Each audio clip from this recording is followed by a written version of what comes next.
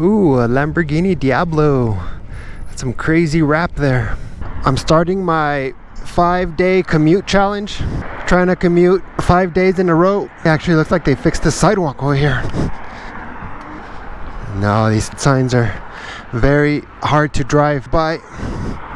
And then kind of like a bike lane starts here. I'm going to try to commute 5 days in a row. I sporadically commute to work, but there's always some kind of excuse as to why I should take the car. It's too hot, it's too cold, it might be windy, it might rain, traffic is bad, rush hour. That is an important consideration. Whenever I commute on the bike, I try to get out early to beat rush hour traffic. I failed to do that today. If I get out 5 minutes before 7 or right at 7, I can get ahead of a lot of the traffic. But if I get out at 7:15, 7:30, I'm gonna hit some bad traffic. It's not the worst time right now, but it's not the best.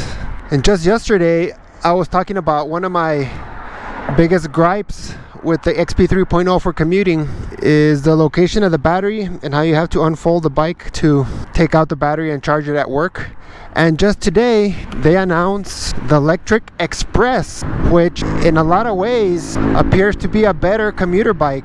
It's got a torque sensor, which makes for smoother torque inputs from the motor, makes it feel a little bit more natural. It's got the bigger wheels. For the route that I take, there's a lot of rough sections, broken sidewalks. Those wheels being much bigger, 27.5 inch wheels, will roll over stuff better. And it's got over 3 inches of front suspension travel. And it seems to be a quality suspension that Lectric developed specifically for their brand. It's an in-house suspension brand that they've developed instead of a rebranded or rebadged fork. Levi was being interviewed and he mentioned they've got an engineer from Manitou, I believe, that worked on that fork, so it should be a decent fork. I'm excited about that. With the pre-order deal, they're including an extra battery, which will have limited value for me, because that's really for really long trips. I might do some kind of long adventure trip into the adjacent city with that extra battery, but for commuting, I'm not sure it's going to add much value, especially since the new battery is much easier to remove.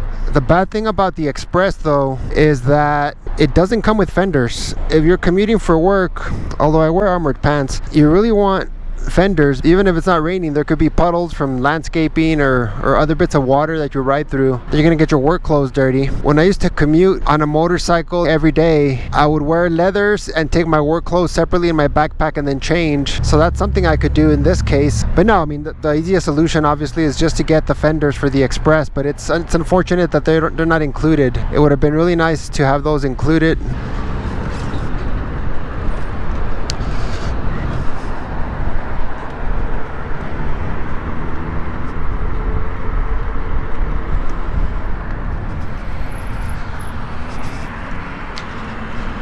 And there's no cargo rack, which for me, I like to use the rear basket and rear cargo rack to put my backpack in, my laptop, my lunch. I don't like carrying all that weight on my back necessarily.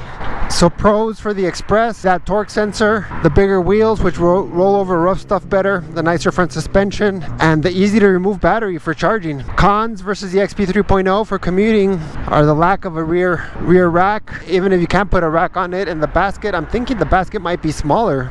And then no standard fenders. Wait to cross Mesa Hills at Mesa. Wait. I would get the longer range version because it also comes with a more powerful motor, which is helpful for the very hilly areas that I'm forced to ride in. The Express is not going to be available till June, so I'm going to have plenty of time to go through my commute challenge testing here, see how the XP 3.0 does when I use it day after day continuously to get to work. The other bit I don't like about the Express is the thumb throttle. The thumb throttle to me feels a lot less natural. I really like twist throttles. I'm used to my motorcycles. Although the one positive about a thumb throttle is that there's no such thing as whiskey throttling. Can't accidentally grab a handful of throttle and have the bike shoot forward. Although I guess you could accidentally tap the lever and have a similar situation. I'm approaching the end of my first day in the 5-day commute challenge. As you can see, my commute on the shortest route is going to be just over 7 miles. I think it's like 7.9. Mr. Tuffy held up well with no issues. 7.2 miles. Yeah, I think the Lectric doesn't measure the miles correctly. I'll look on my Strava, which will probably show more distance than this. Now, as you can see, only one bar went down, and I'm at 51 volts. So it seems like I have plenty of range, but you'll see that on the way back, even though it's only, 8 to 10 miles, I'm going to eat up a lot of that range because it's all uphill on the way back. So that's where it's nice to take out the battery easily to charge in the office. That way you have full power on the way out and no concerns. But I'm going to show you what happens if you don't charge it. Just leave the battery in the bike today. The integrated lock sure is nice for commuting though.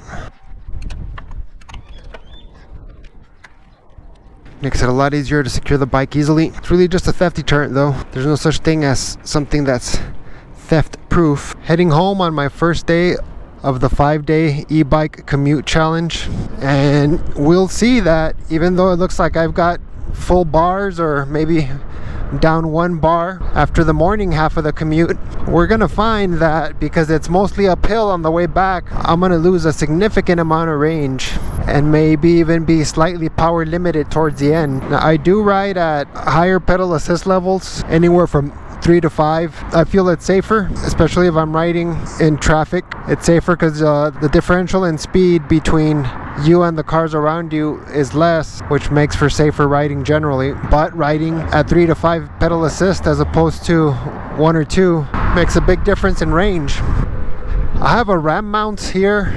I should mount one of my dirt bike mirrors that attaches to a ram mount so I can see what's behind me without having to crane my neck. This is a pretty steep hill. This is all uphill. I'm in pedal assist 5, pedaling pretty strongly, putting in quite a bit of force with my feet. And it's not easy to maintain 20 miles an hour up this. And these kind of hills is what I'm going to be hitting on the way back. And that's why my range is impacted significantly.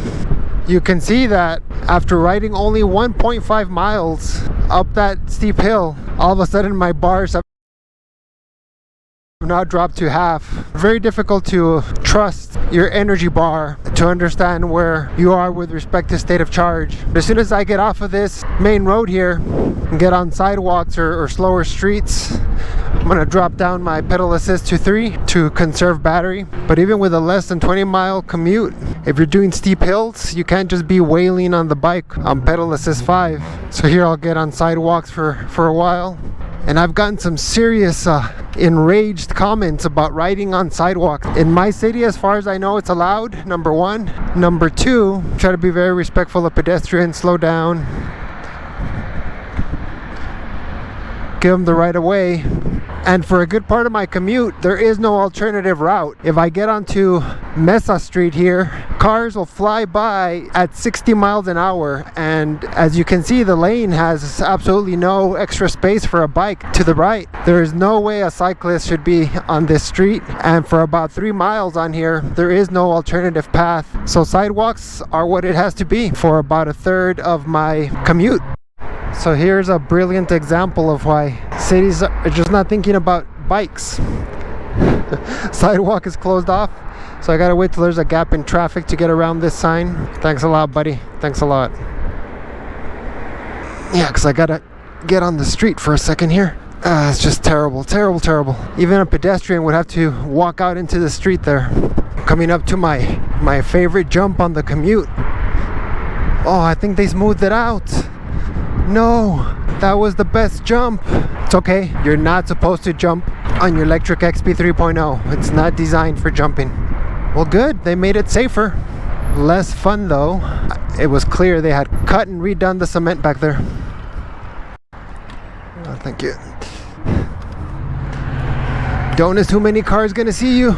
All these driveways. Here's an example of why fenders are important. There's a curb there, so I gotta ride through this little drainage ditch, and there's water there. So if I had no fenders like on the new Lectric Xpress,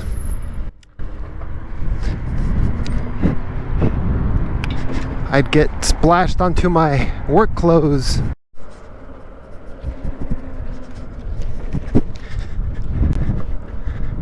One thing I don't like about the step through, ooh, a Lamborghini Diablo. That's some crazy wrap there. Crazy wrap. The step through if you keep your pedal down as you're turning, it's very close to the ground and you'll easily scrape. So that's one thing to be aware of. If you're going to go for the step through, which makes it nice and convenient to get on and off the bike, you are going to reduce your ground clearance quite a bit. The bottom bracket is lower. If I do get a second XP bike for commuting, or a different one, either the Express or a future 4.0, I think I'm gonna go for the non-step through version solely for that reason, that I want maximum ground clearance. First day of my 5-day commute challenge is in the book. Weather was good, cooperated, took it easier both on the way down and on the way up to preserve some battery. I ended up with 47.2 volt at the end. Took me about 40 minutes to commute instead of 30, so I did take it a little bit easier. Day 1 in the books. If you find this type of content useful, please consider subscribing and hit that like button to be notified of future content.